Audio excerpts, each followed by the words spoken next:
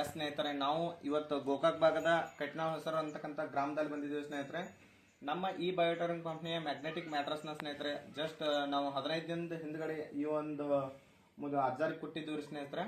ಯಾವ ರೀತಿ ಮೊದಲು ಅವ್ರದ್ದು ಪೊಸಿಷನ್ ಇತ್ತು, ಆನಂತರ ಯಾವ ರೀತಿ ಸಮಸ್ಯೆಗಳಿಂದ ಕೂಡಿದ್ರೆ ಈ ಪ್ರಾಡಕ್ಟ್ನ ಯೂಸ್ ಮಾಡಿದ ನಂತರ ಅವ್ರಿಗೆ ಯಾವ ರೀತಿ ಸಮಸ್ಯೆಗಳಿಂದ ಒಂದು ಮುಕ್ತಿಯಾಗಿದ್ದಾರಂತ ಅವ್ರ ಬಾಯನ್ನ ಕೇಳೋಣ ಸ್ನೇಹಿತರೆ. ನಮಸ್ಕಾರ ರೀ ಸರ್. ಅದರ ನಾವು ಪ್ರಾಡಕ್ಟ್ ಕೊಡೋಕ್ಕಿಂತ ಪೂರ್ವದಾಗ ನಿಮ್ಗೆ ಯಾವ ರೀತಿ ಸಮಸ್ಯೆಗಳಿದ್ದವ್ರಿ? ನಮಗೆ ಸಮಸ್ಯೆ ಭಾಳ ಐತ್ರಿ. ಜೋರಾಗಿ ಮಾತಾಡ್ರಿ. ಸಮಸ್ಯೆ ಜೋರ್ ಐತ್ರಿ ನಮಗದ. ಹಾ ರೀ ಸರ್, ಏನೇನಿತ್ರಿ ಅದರ ಸಮಸ್ಯೆ? ಏನ್ರಿ ಇದು ಕಾಲ್ ನಡ್ಯಾಕ್ ಬರಂಗಿಲ್ರಿ. ಹಾ ರೀ ಸರ್. ಮತ್ತ ಕಪಾಳ ಆಗೋದು. ಹಾ ರೀ. ಮತ್ತೆ ಇವು ತಂಡಿ ಉರಿ ಒಂದ್ ನಮನಿ. ಹಾ ರೀ ಸರ್. 8 ದಿನಕ್ಕೊಮ್ಮೆ ಇಂಜೆಕ್ಷನ್ ಬೇಕಾಗಿತ್ರಿ. ನಡ್ನು ಹೇಳ್ತೀರಿ. ಹಾ ರೀ.